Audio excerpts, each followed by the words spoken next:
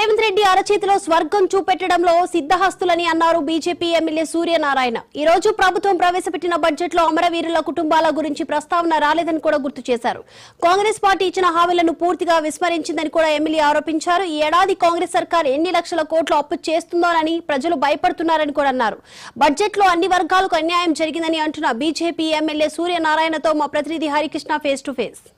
Assembly సమావేశాల్లో Telangana budget ప్రభుత్వం ప్రవేశపెట్టారని ప్రస్తుతం మనతో పాటు బీజేపీ ఎమ్మెల్యే ఉన్నారు. వారితో మాట్లాడేది ప్రయత్నిద్దాం. చెప్పండి, ఎట్లా అనిపిస్తుంది తెలంగాణ బడ్జెట్కి సంబంధించి?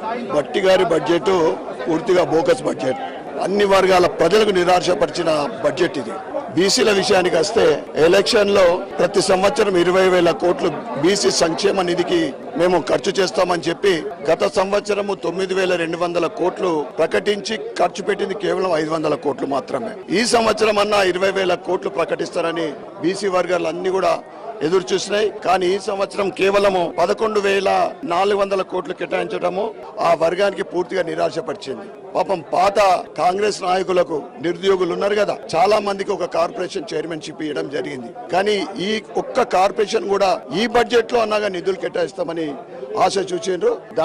అది కూడా నిరాశగానే మిగిలిపోయింది. ఈ రోజు రాష్ట్రంలో అత్యధిక ఆదాయం ఉన్నది ఐటీఎఫ్ నుండే. దానికి కేవలము 774 కోట్లు కేటాయించడము, అదే విధంగా మైనార్టీ సంక్షేమ నిధికి 3,591 కోట్లు. మీరు అభివృద్ధికి బదులుగా మతపరమైన మోజుకే కాంగ్రెస్ ఇంపార్టెన్స్ ఇస్తుందని దీన్ని తెలియజేస్తా ఉంది.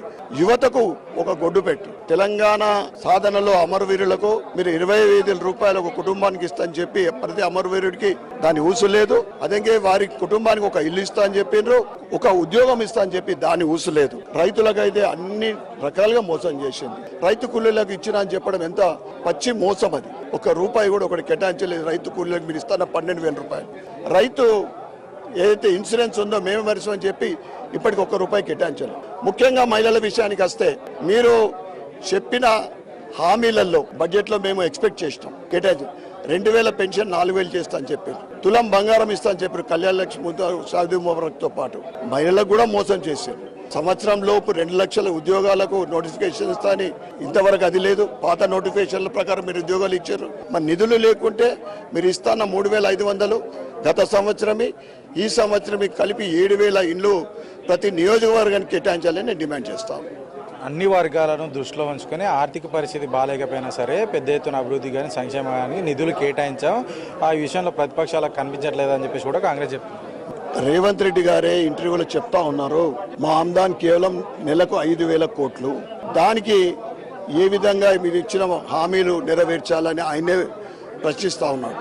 అంటే గత సంవత్సరం 14 నెలల కాలంలో 1,58,000 కోట్ల అప్పు చేసిన ఘనత కాంగ్రెస్ది. ఈ సంవత్సరము ఇంకా స్కీములు పెంచుతా ఉన్నారు. మహిళల సాధికారత గురించి మాట్లాడుతూ ఉన్నారు. వారికి ఇండస్ట్రీలను చేస్తాం, కోటీశ్వరులు చేస్తామని చెప్తా ఉన్నారు.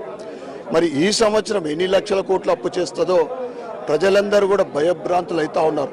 ఒకవైపు దేశము నరేంద్ర మోడీ గారి పరిపాలనలో అన్ని రాష్ట్రాల్లో ఎక్కడైతే బీజేపీ అధికారంలో ఉందో అన్ని రాష్ట్రాలు అభివృద్ధి చెందుతూ ఉంటే తెలంగాణ అప్పుల కూపంలో కూరుకుపోతా ఉంది రోజు రోజుకు. ఇది తెలంగాణ రాష్ట్ర ఆర్థిక పరిస్థితి. మరి మీరు భూములు అమ్ముతారా? ఇప్పుడే అమ్మకానికి మొదలు పెట్టిర్రు. మరి అప్పులు పెంచుతారా? ఏ విధంగా మీ లోటుని భర్తీ చేస్తారు? మీరు స్కీమ్లు ఇంప్లిమెంట్ ఏ విధంగా చేస్తారో తెలియజేయాల్సిందే మేము డిమాండ్ చేస్తాం. అరచేతిలో స్వర్గాన్ని చూపెట్టుట్లా సిద్ధాస్తుడు మన రేవంత్ రెడ్డి గారు 1 కోటి మంది మహిళలకు కోటీశ్వరులను చేస్తా, ప్రతి 2 లక్షల ఉద్యోగాలు ఇస్తా. ఇవన్నీ ఎట్లా ఎంత నిజమో అది కూడా అంతే నిజం.